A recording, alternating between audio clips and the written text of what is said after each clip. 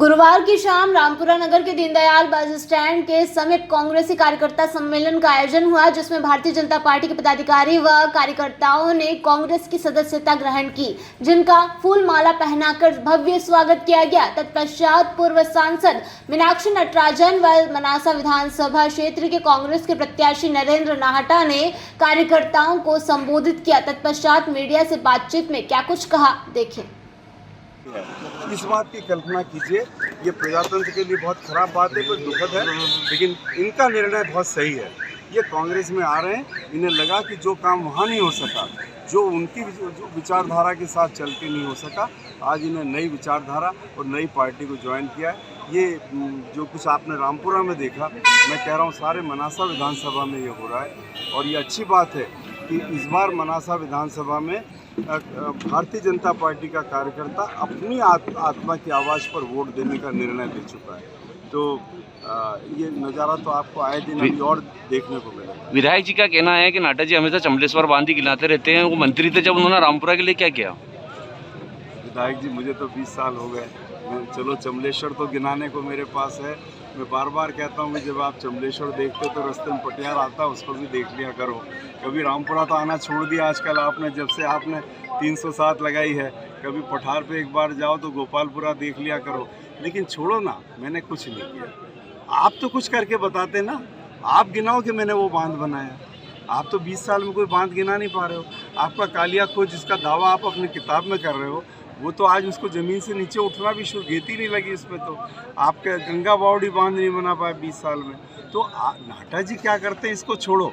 आप 5 साल से विधायक हो, पिछले 20 साल से आपकी सरकार है, आप अपनी उपलब्धियां गिनाओ। नाटा जी की असफलताओं को गिनाने की बात मत करो, वो तो 20 साल पहले विधायक। उनका कहना है कि मैंने किताब छपवा के पूरी जनता को हिसाब दिया है, मैं एक पहला ऐसा कैंडिडेट हूँ। उसी किताब का तो एक पृष्ठ मैंने सुनाया है कि 12 अरब 70 करोड़ जिसमें वो कह रहे हैं, उसमें 12 अरब 7 करोड़ की तो एक योजना बता रहे हैं, 63 करोड़ रुपए में कालिया खो भी गिना रहे हैं, 63 करोड़ रुपए में गंगा बावड़ी बांध भी गिना रहे हैं। आप बताओ, कालिया खो बनाए क्या? गंगा बावड़ी बांध बनाए क्या? मात्र कुछ 5-25 लाख रुपए के तालाब वो गिना रहे हैं। बाकी ये जो जिसको वो कह रहे हैं कि मैंने जनता को हिसाब दिया है, वो यही तो हिसाब मैं बता रहा हूँ कि आप हिसाब नहीं दे रहे हो, आप धोखा देने की कोशिश कर रहे हो। 12 अरब 70 करोड़ रुपए की जो योजना आप बता रहे हो, जमीन पे तो एक भी नहीं आई है, आप खुद स्वीकार कर रहे हो। कांग्रेस में शामिल हुए, क्या कहना चाहेंगे?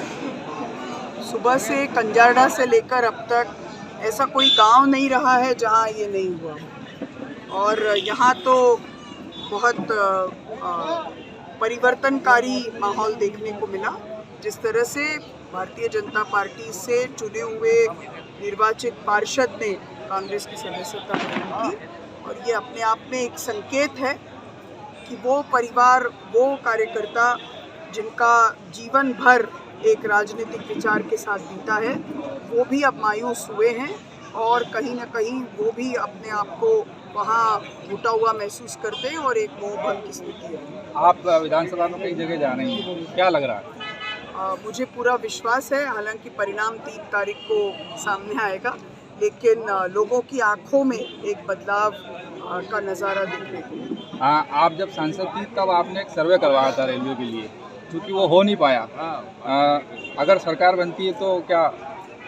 हालांकि रेलवे के सर्वे की बात केंद्र से जुड़ी हुई है, लेकिन प्रदेश में अगर पार्टी की सरकार होती है तो निश्चित तौर पर इन सारी चीज़ों के जरिए हम केंद्र तक भी अपनी आवाज़ को पुख्ता तौर पर पहुंचा सकते हैं।